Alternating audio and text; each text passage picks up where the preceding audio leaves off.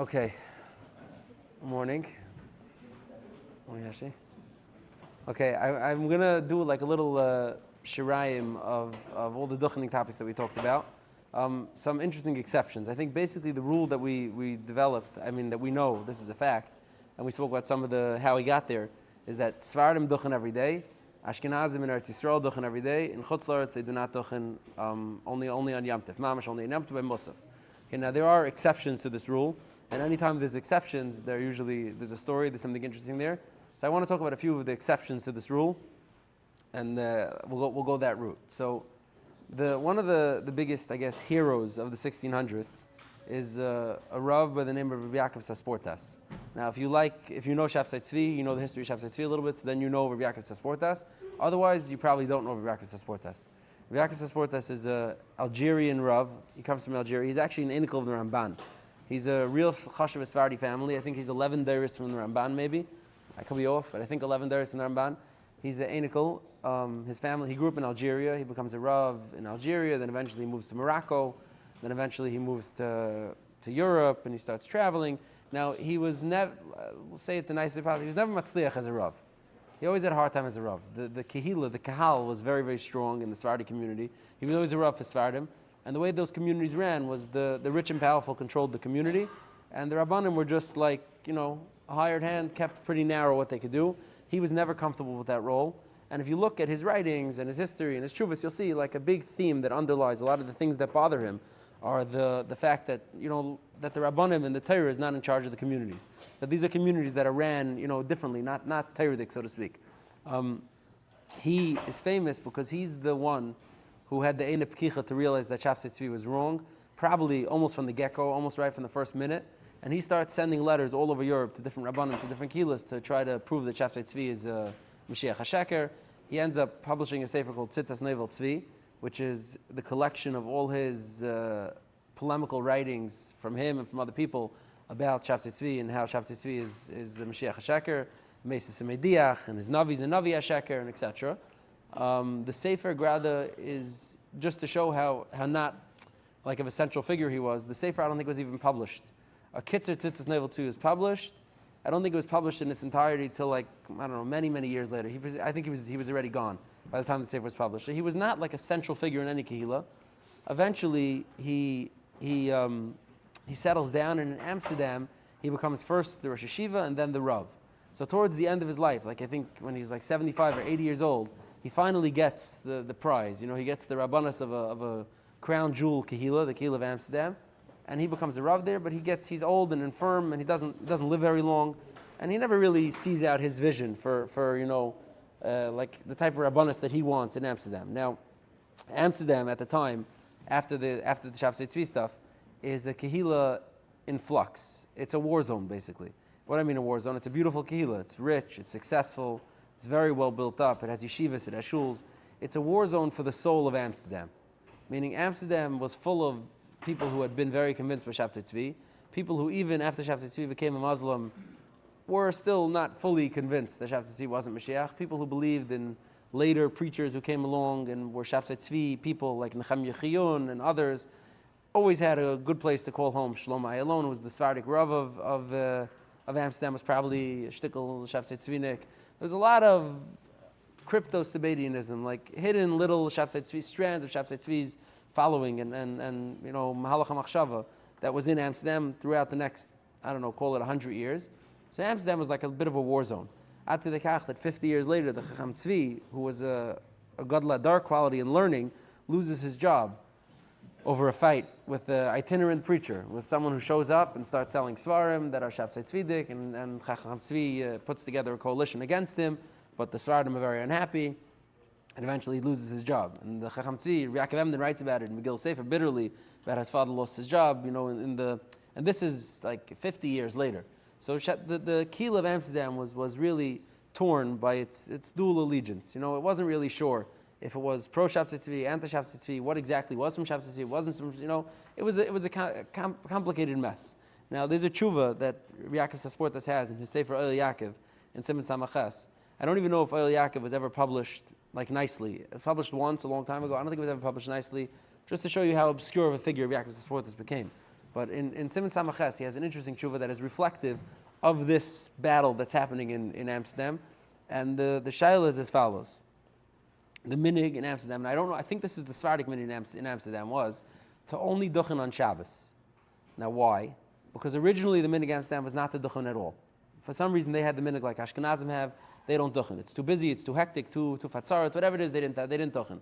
Now when Shabtai Tzvi came on the scene, and his Navi Sheker, Nassan of Gaza, sent letters to all the different kehilas, he instructed them and he said as follows. He said, we're coming soon to Mashiach. Mashiach, Shabtai Mashiach is going to reveal himself soon. We're going to go to Eretz Yisrael. We're going to start doing all the Minhagim the way it was done in the Kufat of Beis HaMikdash. And you guys are going to be like, a little bit like on the outside. You're going to be in the outside looking in because you don't duchen. Duchening is an everyday thing, Lasad Lava. Duchening in the Beis HaMikdash is an everyday thing. All Achechem HaSfardim in the whole diaspora are all, really clued in. They're in a good spot. And you guys, you're going to be a little bit on the outside looking in because you don't duchen. This is what he sent them. So this Kehila, feeling very, ungewarmt by his Heilige Werte, and they wanted to be part of the revolution, part of the Shabtai Tzvi revolution, they decided that they're going to bring Duchening into the Kehila. But Lamaisa, to bring Duchening in every single day, that's too big of a change to make. They were still somewhat careful not to make changes. That's too big of a change to make. So the pshara that they made was, we'll duchen on Shabbos, and we won't duchen on the weekday. So the minhag in Amsterdam became, in 1664 or 1666, or something like that, in the beginning of Shabtai Tzvi's Kufa, the minhag became, we'll duchen on Shabbos, we won't duchen during the week. Now, like everybody else, the Kehillah of Amsterdam, by and large, was in for a rude awakening. And within 2 years, Shabtai Tzvi was hauled in front of the Sultan in Turkey, and he was forced to convert. And his masses scattered, his Nevi'im scattered, and everyone went in their own way. Some became even more, off the beaten track, and some became less. Some came back. But most Kehillas started like a big tshuva revolution, and they beat themselves up. Like, how could it be that we fell for this? How did we go along with this? And in a lot of Kehillas, the main Kehillah beat themselves up and tried to eradicate any mascaras of Shabtai Tzvi's Minhag that remained in their community. So now the Shaila presented to the Riyakas Esportas, the Yaakov, I don't think was the Rav yet of Amsterdam, but who eventually would become their Rav and would very well know these tugging powers of the different perspectives. The Shaila presented to him as follows. He says, the Shaila is asking him, versteht man that the minhag of Duchening on Shabbos in Amsterdam comes from a schlechte place. It comes from us trying to be closer to Shabtai Tzvi. That's not a good thing. But Lamaisa, Duchening is a good thing. Duchening is a mitzvah deraisa. Duchening is something that the Sephardic Kehillas all over the world do. Duchening is a grace of bracha. Duchening, all the chazals and everything that say how good Duchening is. So we understand that this came in through a bad entrance. It came in from a bad place. But Lamaisa, we benefit from it, and maybe we should leave the minhag, as is, instead of changing, instead of taking it away. Now, there's like echoes of this. Even you can see today, there are people, even Gedolim, who use like Mashiach's around the corner as a motivator. And then there are people who are against it and say like, no, don't say that because then people get let down. People you see this idea of like using even something that you can't mamish prove or you can't mamish establish as fact as a motivator. So the shayl over here is asking, like, maybe we should leave this. Yeah, it comes from a bad place, but Ma'aseh Duchening is a good thing, maybe we should leave it. Now Riyakas Esportas goes on an arichastik tshuva over here. It's a fascinating tshuva because he writes so plain and simple, so straight to the point about exactly what type of, how you guys are misled. He writes, like, you guys, tried to pledge allegiance to Mashiach, who turned out to be Mashiach HaShaker. Because of that, you made this new commitment to a minhag, to a mitzvah, to duchen every day.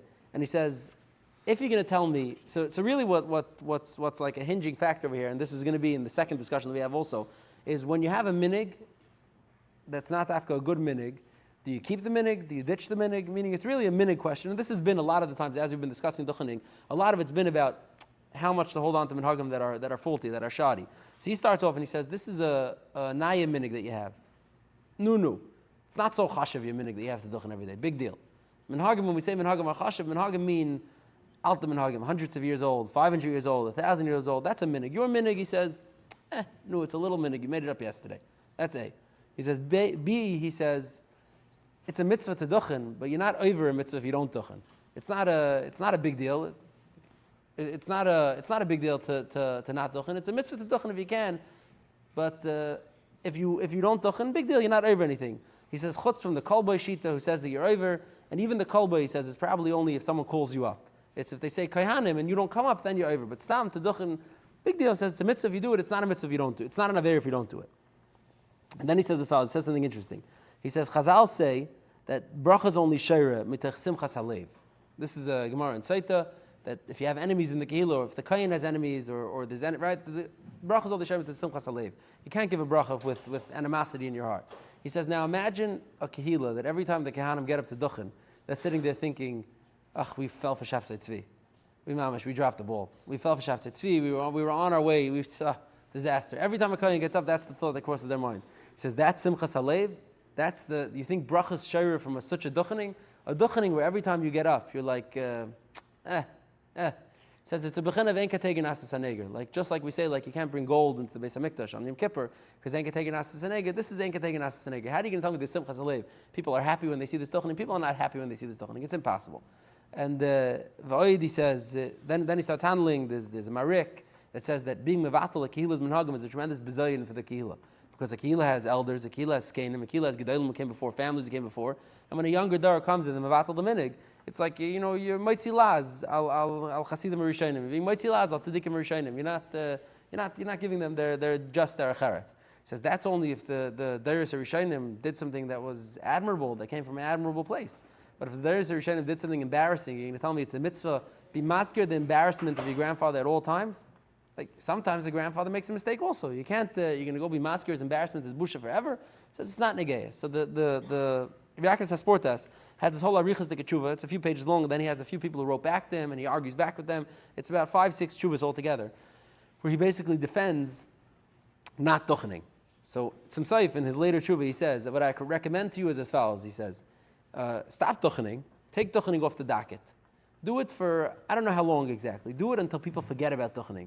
Do it until people forget that there used to be duchening in the shul in Amsterdam. But mark it down somewhere in your pinkes book, in your documents in the shul. And I don't know, 20 years, 5 years, 10, whatever it's going to take, remind yourself. And then brand new, let your Rav get up and say, brand new takana, let's be like everyone else. Let's be like all the Sfardim all around the world. Let's duchen, it's a good, it's bracha, it's amazing.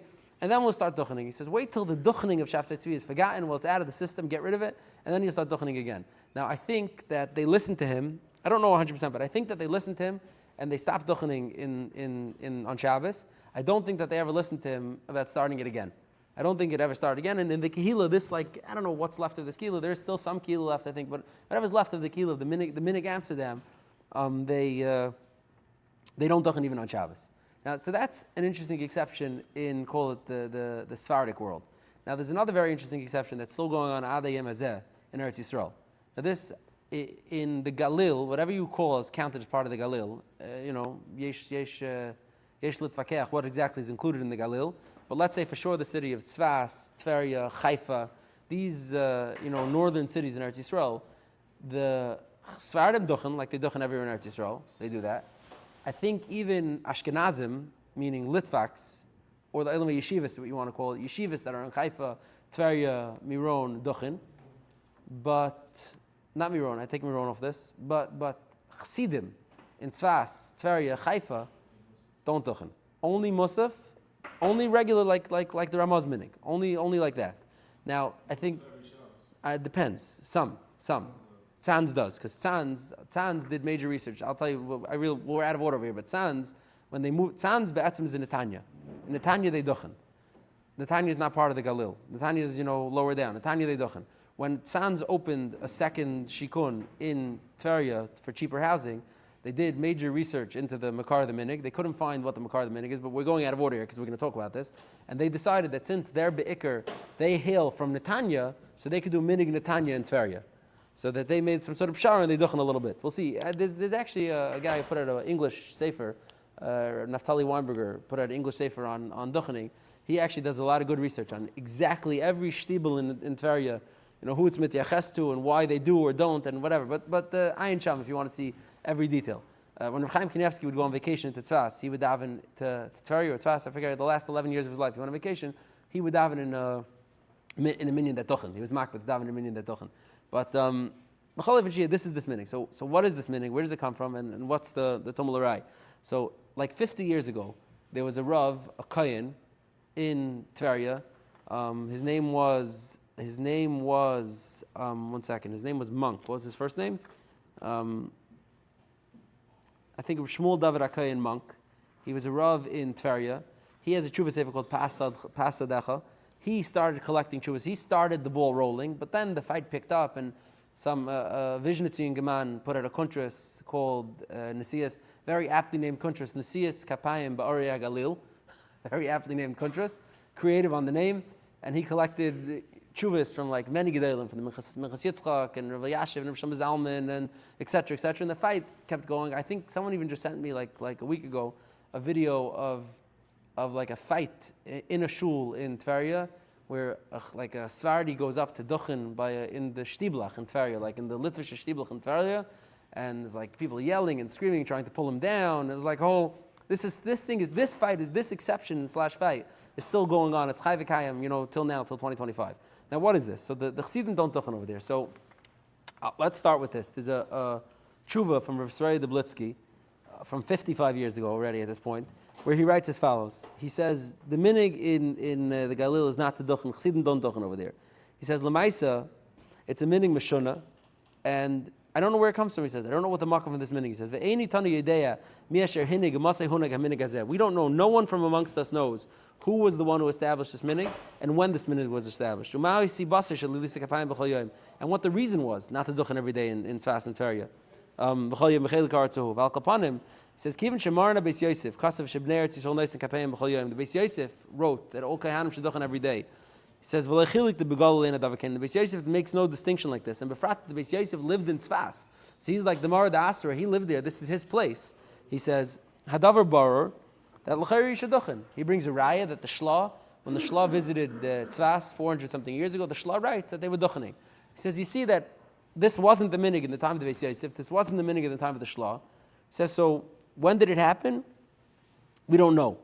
He says, L'chayri that, Rizal Duchen at that time, he says, he brings a raya from a Sefer Kairos Eitim from Menachem Mendel of Kamenetz, who writes that the Prushim, that's the Goyniks, the Goyn people, when they came to Tzvas in Tveria, really Tzvas, not Tveria, Tzvas, in the early 1800s, they were Duchening. He says, I don't know who exactly stopped the Duchening in Tzvas and Tveria and in Haifa, these cities, and therefore, says Shabtai the Blitzky, it's prime time to get back on board, and we should start Duchening in all these cities again. This is what he says. Now, so who Taka stopped it?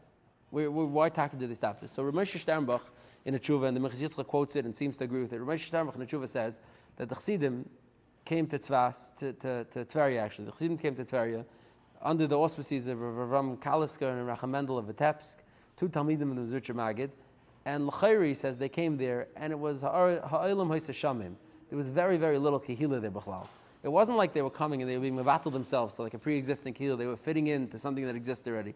They came there was nothing there, and they saw the Svardim Duchening, but these were Chassidim from Valin, from deep in Belarus, whoever, Russia, and they came like to Duchen every day. It's like unheard of. The Baal Shem Tov didn't Duchen, the Magi didn't Duchen.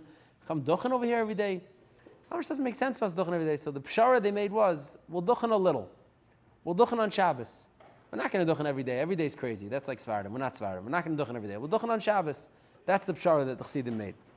And eventually, even though the Kehillah grew and the Minhag Agra came and Eretz Yisrael's Minhag came to Duchen, this was a very small, Tzirigistan in the Kehillah, a little outpost that didn't really grow into anything major. Tzvas had a famous earthquake.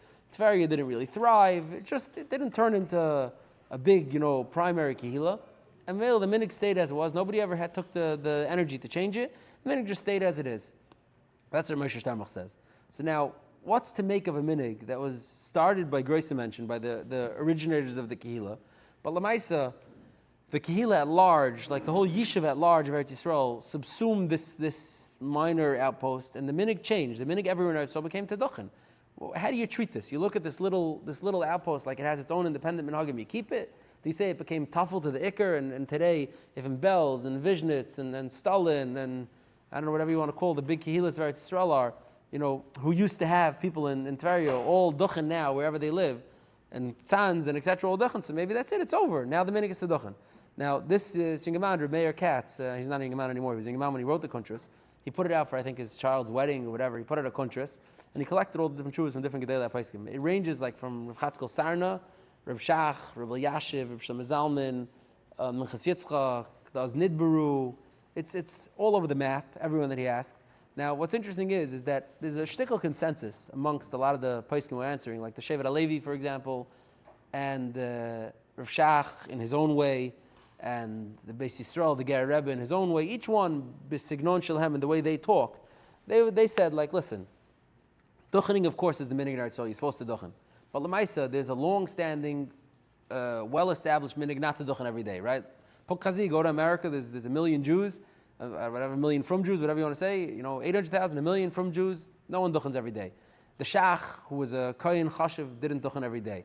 Many Kehanim Chashuvim throughout the Deiros, Gedolei HaPoskim in Europe and America, who were Kehanim Chashuvim, they didn't duchen every day. So what these Poskim and Gedolim say is, yeah, Avada, I hear you, Lachzat Ar Liyashna, it's bracha, you want to bring it back, it's amazing, but you know what's not good, what's bad for bracha is fighting. And if you're going to have Kehilas that are going to be fighting with each other, and you're not going to be able to get along with each other, then it's not worth it. Just let it go. It's not worth it. This is what Rav Shach says. This is what the Shevet HaLevi says. The Shevet HaLevi ends off, interesting like Pshara. He says, if you started duchening already, then amazing, keep doing it, even if you're in Tzas, Tvari, or whatever. If you didn't start duchening yet, then don't institute duchening in these areas. And now, like, it's a little tied to the sasri, meaning, like, what's the minhag supposed to be? And he asked the Shevet HaLevi's Talmud, and they explained to him the Shevet HaLevi wanted peace. So if you have a nice little carve out, you have a shul that does it, great, it's a good minhag. Place that doesn't do it, don't try to turn the world over to make this happen.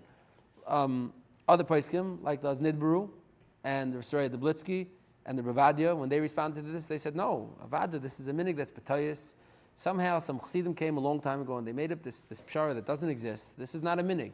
To do it sometimes is not a minhag. Either you do it like Ashkenaz and you don't do it at all, or you do it like Sfarad, you do it every day. It doesn't make sense. This pshara, this halfway thing, it doesn't make any sense. It's not a real minhag. The way Restoria writes is very interesting, very Litvish of him.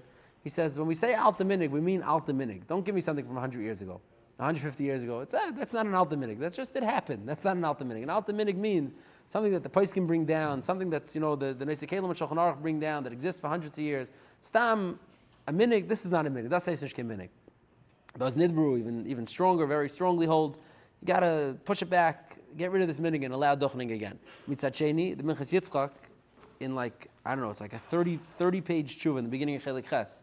He quotes extensively from every time that a minhag is defended. He makes a big collection of defensive minhagim and says that this is a minhag that was established by Gedolim. He is even mefakvik if in the Tkufa of the Beis Yosef they dochen, he suggests that there might have been a minhag like this already, going back 500 years. Now, okay, maybe he might not be correct about that. If you look at everyone else who's writing about it, Daz Nidbaru strongly holds he's incorrect about his facts. But let's say it's 200 years old. He says it's a minhag chasha that was established by Grace, Rebbes, Talmidei Chachamim. And it's a minhag that should stay in place and you shouldn't change it. Now, I don't have a resolution to this minhag, but these are two interesting because they're so different and so similar at the same time. Meaning two minhagim of doing something like different, out of the norm about duchening in a pretty well built up kehila in Klal Yisrael. And like a machlekes, do you prioritize the minhag? Do you prioritize the halacha to duchen? How do you look at it? Each one for its very own reasons, but they're on the same axis. Of these strange outlier minhagim in Hilchos Duchening and how to do them. Now this one, the Amsterdam one, I think is resolved by there not being much of a kehila left. But the minhag of Tveria and Haifa and Tzfas is unresolved till this day. I think in yeshivas they duchen, everybody duchens. In goyin kehilas they duchen. By the Chassidim, it's a big mix. You could look in that book that I said. It's a big mix. Who duchens where? Some do, some don't. Now what's interesting is that Miron, even though Miron is only, I don't know, what is it, 6, 10 miles away from Tzfas, right? It's one mountaintop over. Whatever it is, not far away. It's certainly in the Galil. In Miron, they duchen. Because Miron had no Chassidish Kehila, until 1950-something. There was no Chassidish Kehila in Miron until very recently. By the time the Kehila opened in Miron in the 1950s, it was already offshoots of existing Kehilas, so there they duchen. So these are just some Peres HaNoshim exceptions to the rules of Duchening. I think we're completed with the Duchening series. I don't know what we'll continue to. We'll see. To be continued. You've just experienced another Torah class brought to you by TorahAnytime.com.